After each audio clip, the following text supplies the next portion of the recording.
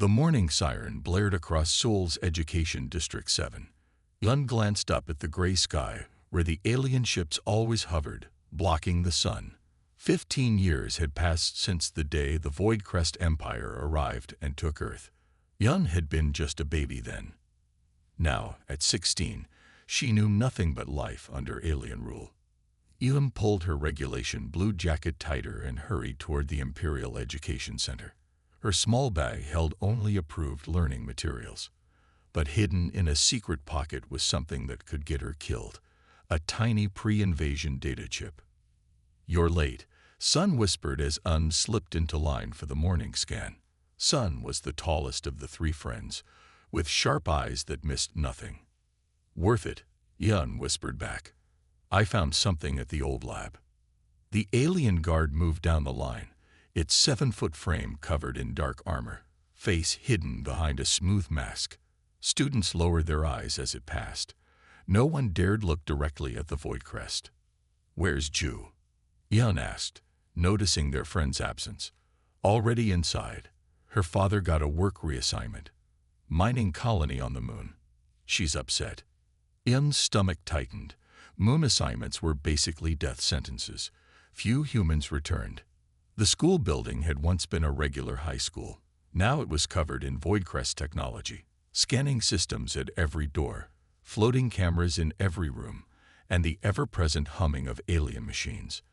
They found Ju in their assigned classroom, eyes red but face blank. Showing too much emotion was dangerous.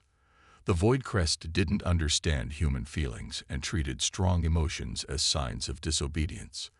"I'm sorry about your father," Yun said softly when they sat down. Ju nodded. "Tell me what you found." "I need good news." Before Yun could answer, their teacher Kai entered. Unlike the younger alien-trained teachers, Ki had been an adult before the invasion. He secretly helped students remember human history while pretending to teach the approved curriculum. "Today we study the benefits of Voidcrest rule," Ki announced loudly for the listening devices. But his eyes told a different story as he activated the classroom screen. While Kai lectured about alien technological superiority, the three girls passed notes the old way, on paper, which the aliens considered primitive and rarely monitored. Asterisk found data core in abandoned research center. Has information on human brain patterns. Aliens can't understand them. Asterisk Yun's neat handwriting filled the small paper. Sun's eyes widened slightly. Ju's sad face brightened for the first time that day. After class, they met in the girls' bathroom, one of the few places without cameras, because the aliens didn't understand human privacy needs. "Show us," Sun said. Yun pulled out the chip. "I haven't seen everything yet, but it has research about how human brains work differently than any other species. We think in ways the Voidcrest can't understand." "How does that help us?" Ju asked. "I don't know yet, but it's the first real difference I've found. The aliens are stronger, smarter, and have better technology. But maybe our brains work in ways theirs don't." Sun leaned against the sink. "If we understand our advantages, we might find a weakness in them." A sudden bang on the door made them jump. Yun quickly hid the chip. "Meal period begins now. All students report to the nutrition hall," came the mechanical voice of a Voidcrest drone. "We'll meet tonight," Sun whispered. "My brother Juan has access to translation equipment at his work. He can help us read the technical parts." As they walked to the nutrition hall, Yun looked at her two friends. They seemed like normal girls following alien rules. But inside, they were different. They remembered being human. They collected forbidden human knowledge.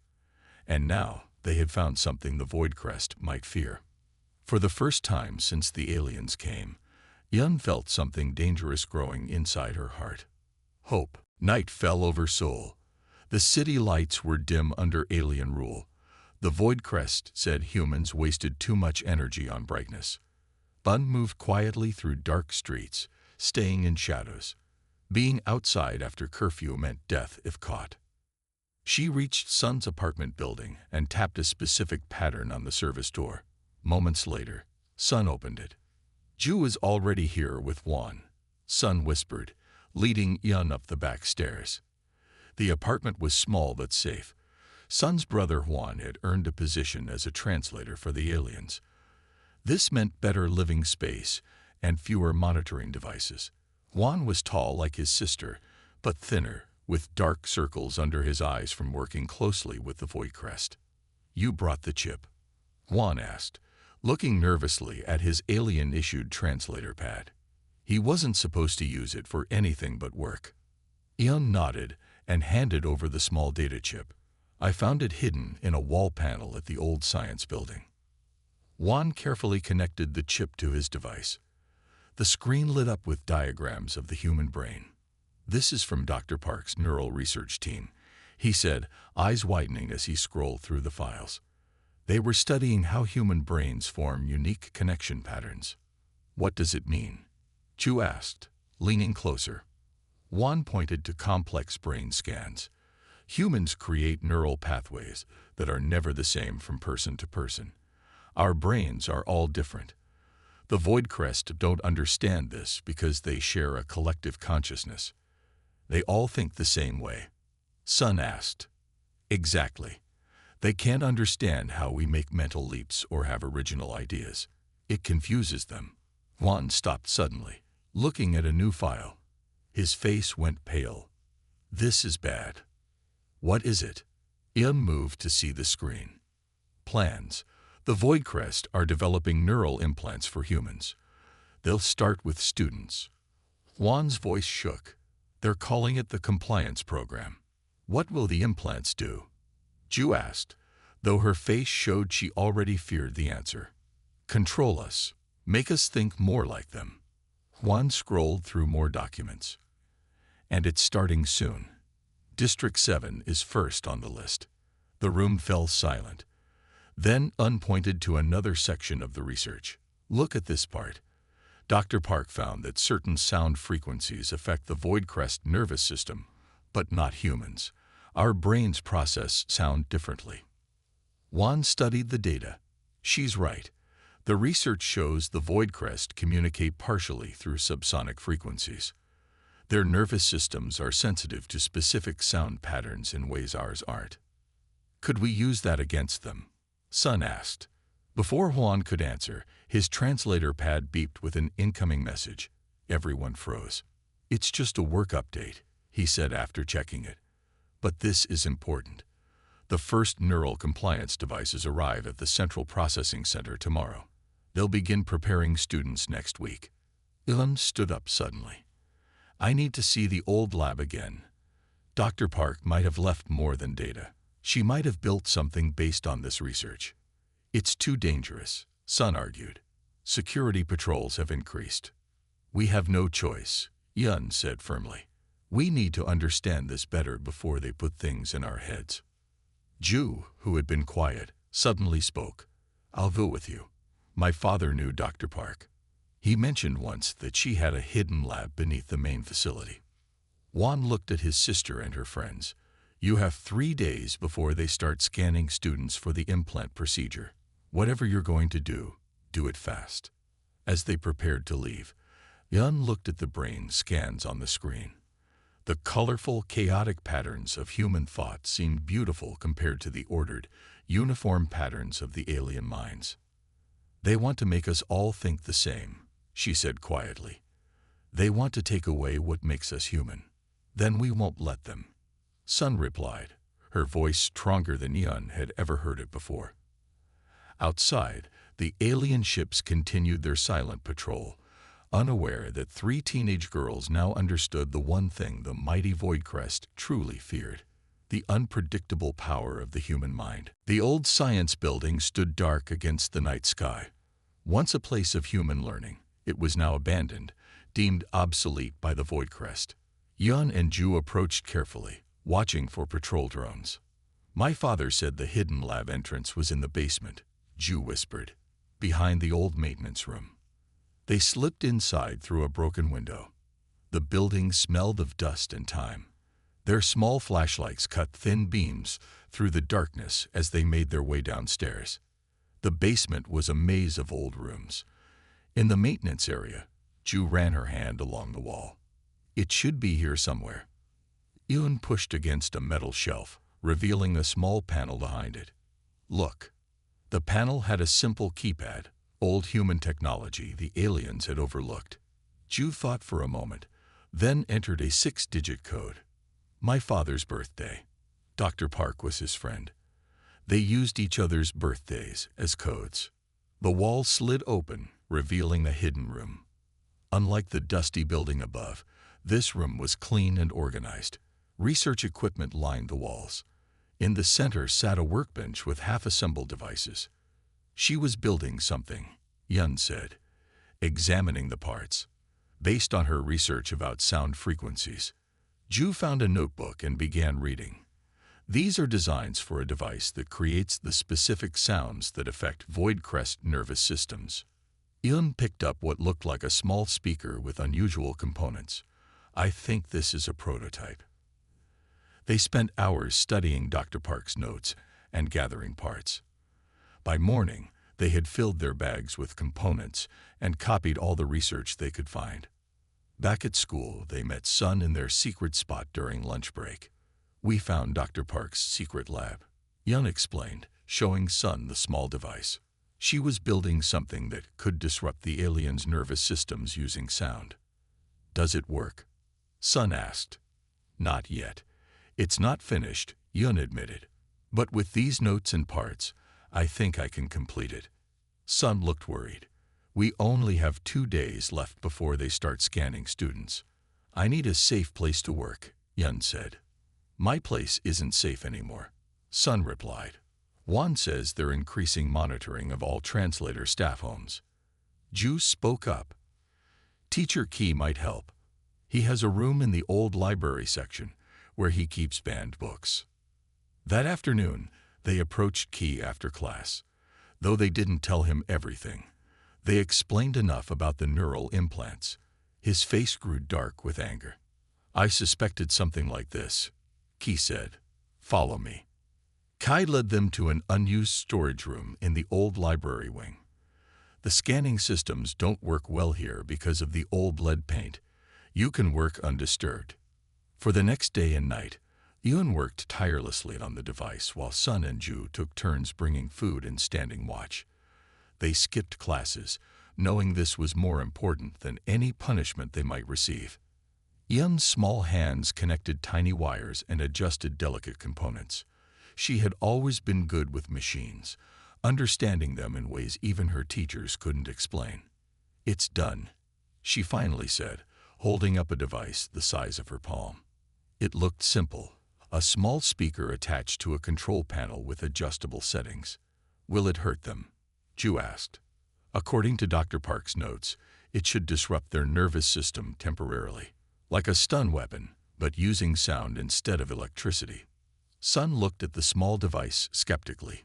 This tiny thing is supposed to stop the Voidcrest. We need to test it, Yun said. But carefully. If it works, it might give us a chance to stop the implant program. Kai returned with grave news. They've moved up the schedule. The scanning begins tomorrow morning. The 3 girls looked at each other, their faces showing fear but also determination. Then we test it tonight, Sun decided. There's a guard station near the west entrance with only 2 aliens. They had no more time for caution. Tomorrow, the Voidcrest would begin putting devices in human brains. Tonight, 3 girls would strike the first blow against their alien overlords. Night fell over District 7. Yun, Sun, and Ju moved quietly through shadows toward the west entrance guard station. The small sound device was hidden in Yun's pocket, her fingers nervously touching it for reassurance. Remember the plan, Sun whispered. We test it from a distance. If it works, we leave immediately. No heroes. They found a hiding spot behind an old trash bin about 30 feet from the station. 2 Voidcrest guards stood at their posts, tall and still like statues. Yun carefully took out the device. Her hand shook slightly as she adjusted the settings according to Dr. Park's notes. Ready? She asked. Her friends nodded. Yun took a deep breath and pressed the activation button. Nothing happened. The Voidcrest guards continued their motionless watch, unaffected. Try a different frequency, Ju suggested. Ian adjusted the dial slightly and tried again. Still nothing. It's not working, Sun said, disappointment heavy in her voice. Suddenly, a bright light blinded them. Do not move, humans, came the mechanical voice of a patrol drone hovering above them. Run, Sun shouted. They scattered in different directions. Bun clutched the device and ran as fast as she could. Behind her, she heard the heavy footsteps of Voidcrest guards in pursuit. Turning a corner, she crashed into someone and fell backward. Looking up, she saw Ta, a boy from their class. Yun, what are you doing out after curfew? He asked, helping her up. Please, Ta, I need to hide. The guards are after me. Ta looked at the device in her hand. What is that? I'll explain later. Please help me. He nodded and pulled her into a nearby building. They hid in a dark corner as guards ran past outside. Thank you, Ian said when the danger had passed. What is that thing? Ta asked again, pointing at the device. Ian hesitated, then decided to trust him. It's supposed to disrupt the Voidcrest nervous system, but it didn't work. Tae's eyes widened. You're part of the resistance. Not exactly. We're just trying to stop the neural implants. You should hide that better, Ta said. Come on, I'll help you get home. The next morning at school, couldn't find Sun or Ju. Fear gripped her heart as she saw empty seats in class. Teacher Ki looked worried too. During the lesson, he slipped a note. Meet me in the library. Urgent. In the library, He's face was grim. Sun's family was taken last night. Her brother Huan too. Armed guards came to their home. What about Ju? Yun asked, her voice barely a whisper. She made it to my place. She's hiding there now. How did they know? We were careful. Before Ki could answer, the school speakers crackled to life.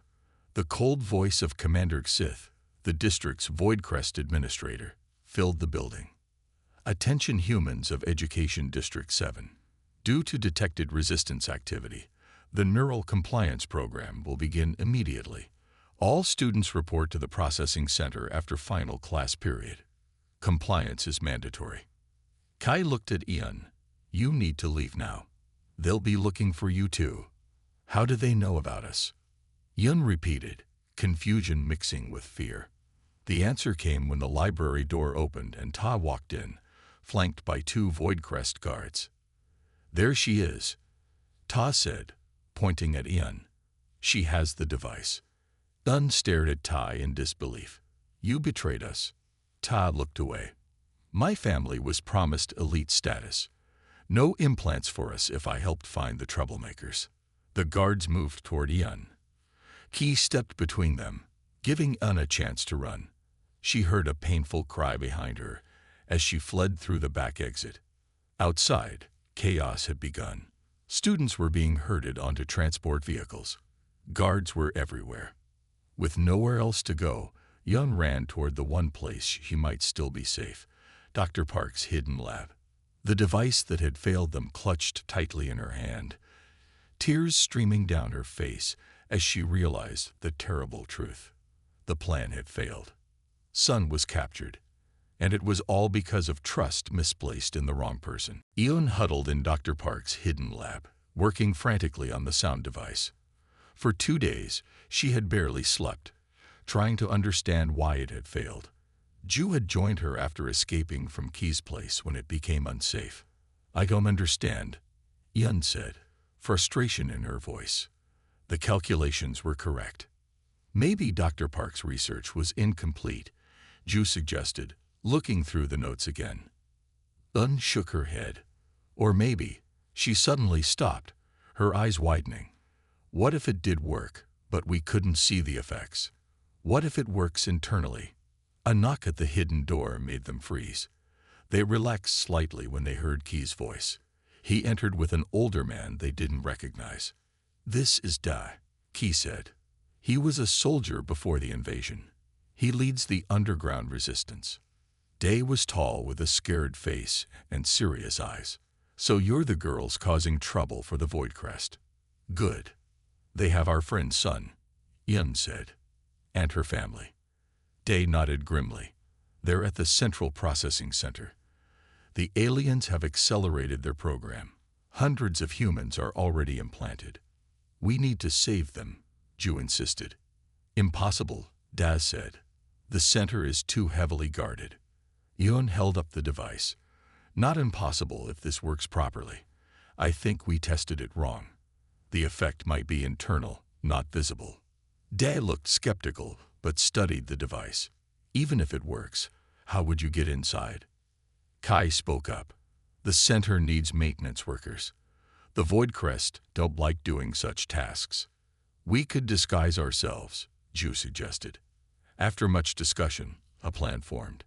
Dad would provide worker uniforms and fake IDs.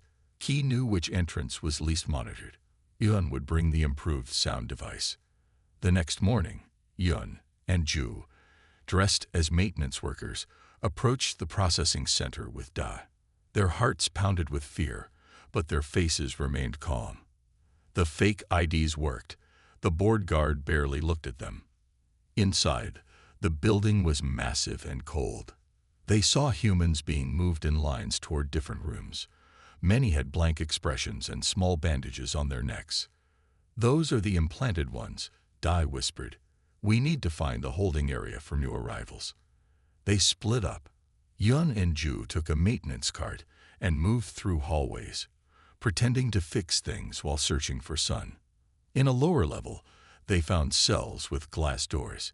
Inside each were humans waiting for implantation. In one, they spotted Sun sitting with her mother. How do we open the doors? Ju asked. We don't, Yun replied. First, we need to test if the device really works. Two Void Crest guards stood nearby. Yun pretended to work on a wall panel while secretly activating the modified device.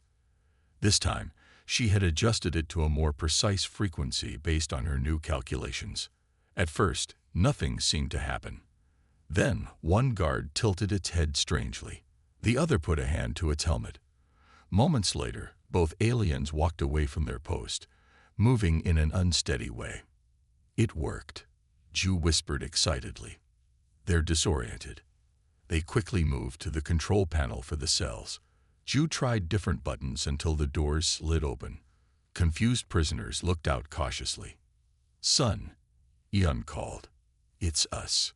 Sun ran to them, hugging them tightly. You came. But how? No time to explain. Yun said, Where's Tuan?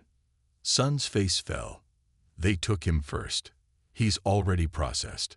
A loud alarm suddenly blared through the facility. Red lights flashed in the hallways. They know something's wrong, Daz said, running to join them. We need to move now. As they led the freed prisoners toward an exit, they turned a corner and stopped in shock. Juan stood there, but his eyes were different, empty and cold. Around his neck was a small metal device. Unauthorized humans, he said in a flat voice. Return to your designated areas. Behind him, a group of implanted humans and Void Crest guards appeared, blocking their escape. Yun looked at the device in her hand, then at her friend's brother who was no longer himself. Time was running out, and they were trapped deep inside the aliens' processing center with nowhere to run. Quan, it's us, Sun said softly, stepping toward her brother. Don't you recognize me? Juan's empty eyes showed no emotion. Return to your designated areas now. The implanted humans and Void Crest guards moved closer. Ilan looked down at her sound device, an idea forming. What if we increase the power? She whispered to Ju.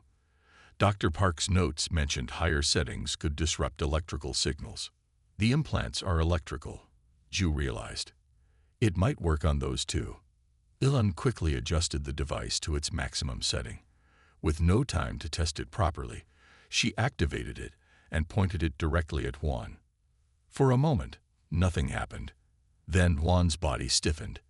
He grabbed at the implant on his neck, his face twisting in pain. The other implanted humans reacted the same way, some falling to their knees.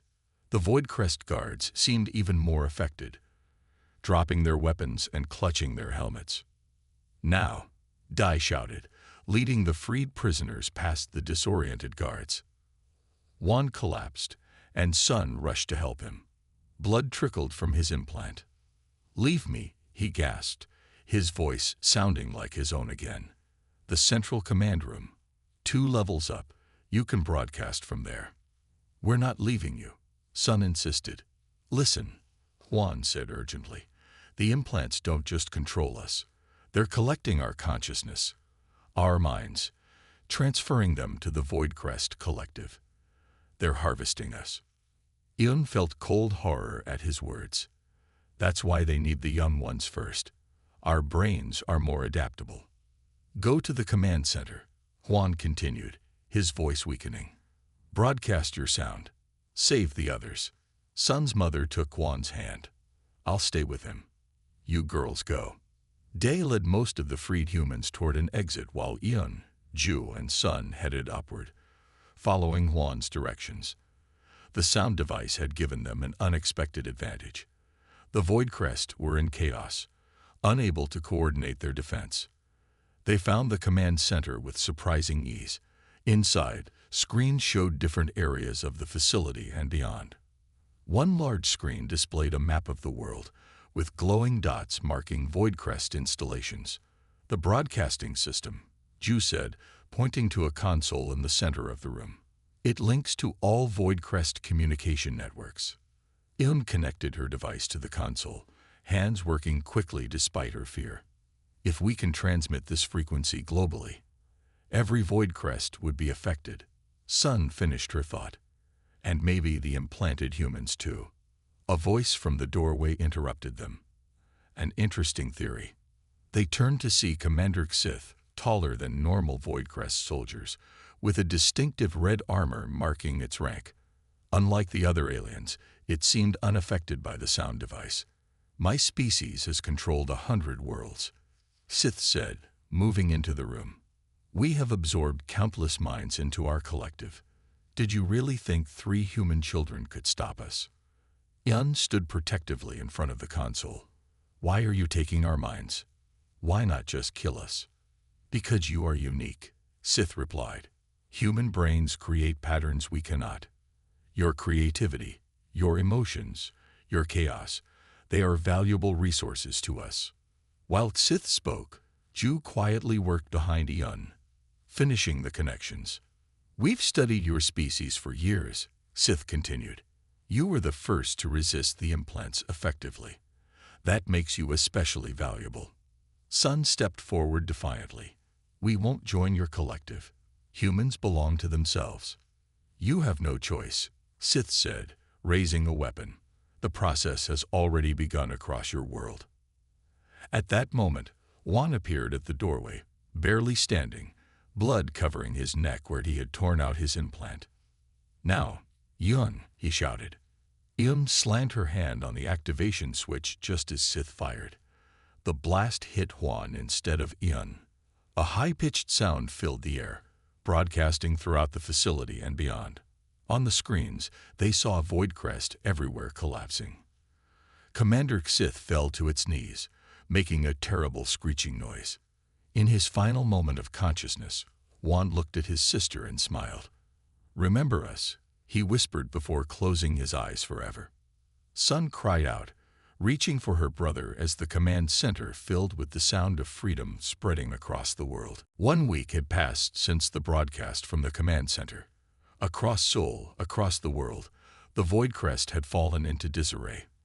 The sound had temporarily disabled most of them, giving humans precious time to fight back. Yun, Sun, and Ju had become heroes to the growing resistance.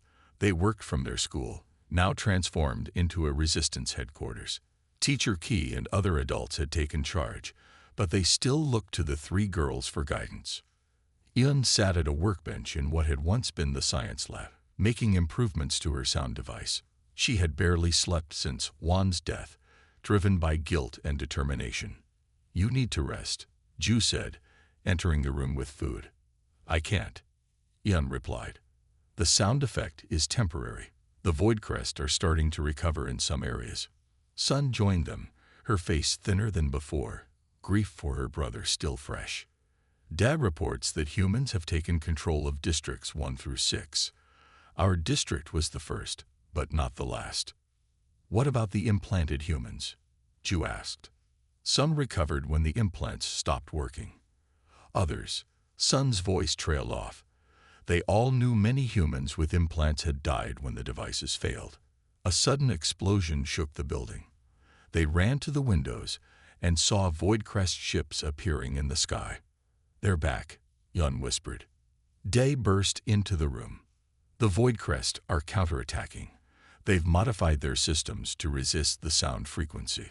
Alarms sounded throughout the building. Outside, the remaining humans ran for cover as alien weapons fired from above. We need to evacuate, Sun said. No, Yun replied, looking at her latest version of the device. I've been studying Commander Sith's neural patterns from the command center data. The Voidcrest aren't just connected. They are completely dependent on their collective consciousness. What does that mean? Ju asked. It means we've been using the sound wrong. We've been trying to disable their bodies, but we should be targeting the connection itself. Another explosion, closer this time. Parts of the ceiling fell around them. Whatever you're planning, do it fast, Dai said, helping people evacuate. Yun quickly explained her new theory. If we modify the frequency to target their collective connection, rather than their nervous systems, we could do more than just temporarily disable them. What would happen? Sun asked. They would become individuals, separate, like us. The implications sank in. The Voidcrest had never existed as individuals. Their entire society, their identity, was based on the shared consciousness. That would be worse than death for them, Ju realized. It's them or us now, Sun said, her voice hard with the memory of her brother. They worked quickly, modifying the school's communication system to broadcast Yun's new frequency. Outside, the battle grew worse. Resistance fighters used salvaged alien weapons, but they were outmatched. It's ready, Yun finally said, connecting the modified device to the broadcast system. Suddenly, the wall exploded inward. Through the smoke came Commander Sith, now wearing a modified helmet, flanked by Voidcrest soldiers. Your resistance ends here, Sith said. Your primitive sound weapon no longer affects us. Yun stood defiantly. This isn't the same weapon. Whatever you've built, it's too late, Sith replied. The mothership is preparing to destroy this entire district from orbit. No building will stand. No human will survive. Sun looked at her friends, then at the aliens who had taken her brother. You think we fear death. You've taken everything from us. But we still have the one thing you never understood. And what is that? Sith asked mockingly. Each other, Sun answered. She nodded to Yun, who activated the device. The new frequency wasn't loud like the first one. It was almost musical, filling the air with a strange harmony. At first, nothing happened. Then Commander Sith began to tremble. The other Voidcrest soldiers dropped their weapons, their bodies shaking. What's happening to them? Ju whispered. On their screens, they could see the same reaction happening to Voidcrest everywhere. The aliens weren't falling unconscious this time. Instead, they seemed confused, looking at each other as if seeing separate beings for the first time. We've cut their connection, Yun said. They're individuals now. Above them, the massive mothership faltered in the sky, no longer controlled by a unified mind. The human resistance had found the Voidcrest's true weakness, the power of standing alone. 3 months after the broadcast that severed the Voidcrest collective consciousness, Earth was a changed world. Humans had reclaimed their cities. The massive alien ships, once threatening in the sky, now sat silent and empty on the ground.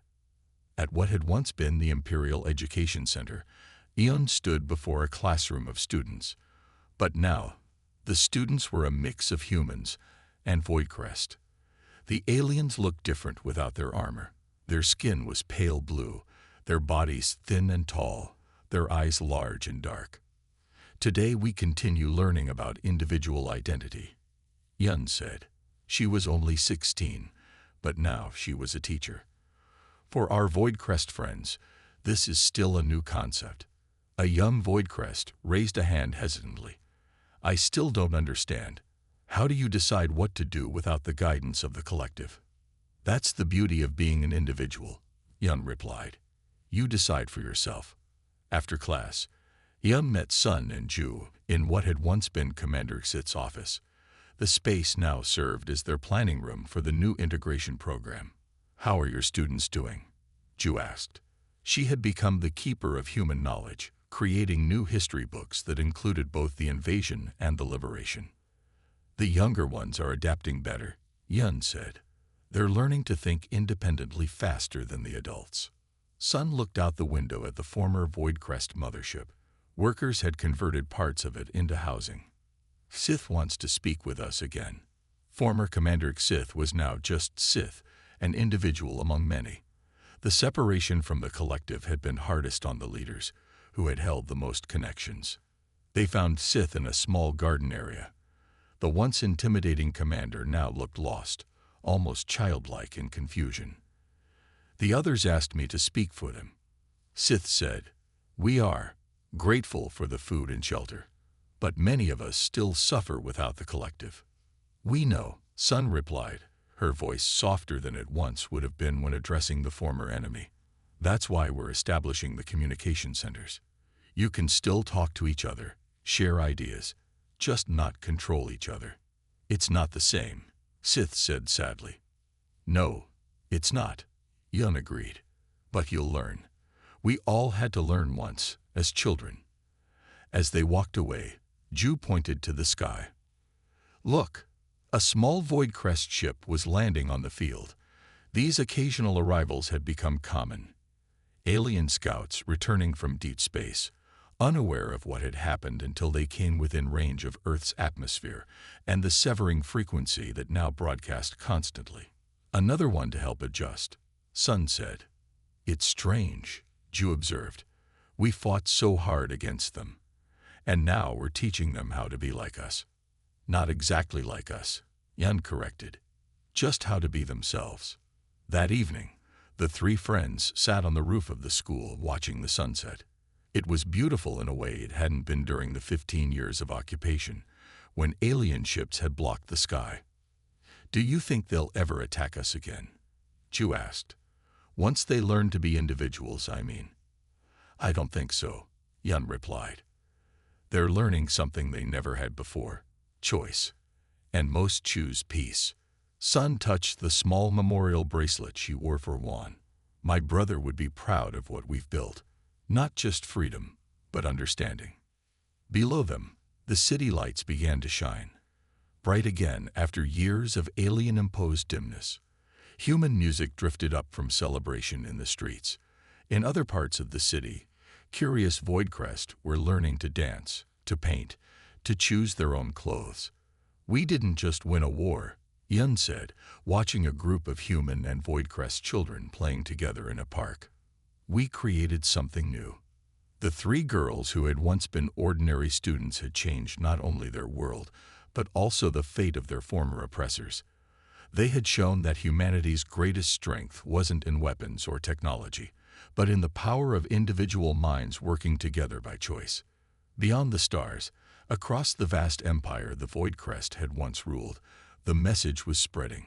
The age of the collective was ending. The age of the individual had begun. And it had all started with three human girls who dared to defy their alien overlords.